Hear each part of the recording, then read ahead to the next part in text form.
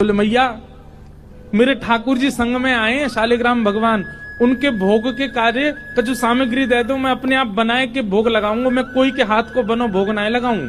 तो मैया ने सूखी सामग्री दे दी, आटा दाल चावल चीनी नमक आदि सब दे दिए। बोले बाबा प्रेम से बनाओ भोग लगाओ ठाकुर जी को। गर्गाचार्य जी महाराज ने सब प्रसादी सिद्ध करी।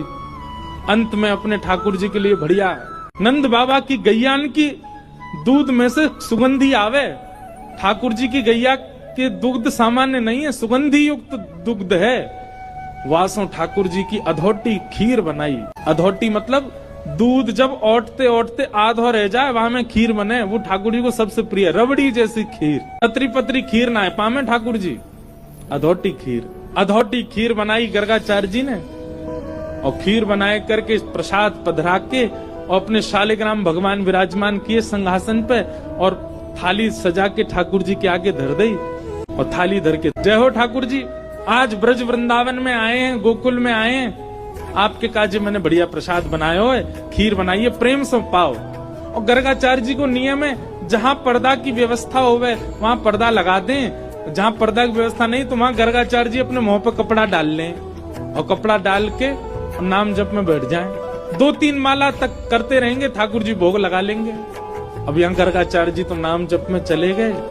इतने में ही भीतर आंगन में खेल रहे ठाकुर जी खेलते खेलते रुक गए। बलराम जी बोले लाला का गए हो, तू रुक क्यों गए हो? ठाकुर जी बोलना तो जानते नहीं, पर बलराम जी और ठाकुर जी तो मन ही मन बात करें।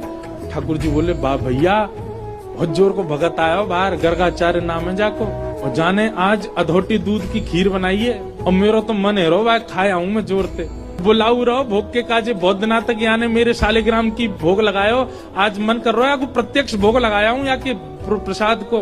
बलराम जी बोले ठीक है लाला चलो जा, और बढ़िया लगे तो मुँह बुला लियो। गुरु जी घुटमुन चल के गए, चलनो आवे ना है घुटमुन चले बस। और चल करके गए और उनके ठाकुर जी के आगे धरी हुई थाली में ठाकुर जी ने खीर ही उठाई, और खीर उठाए करके बैठ गए।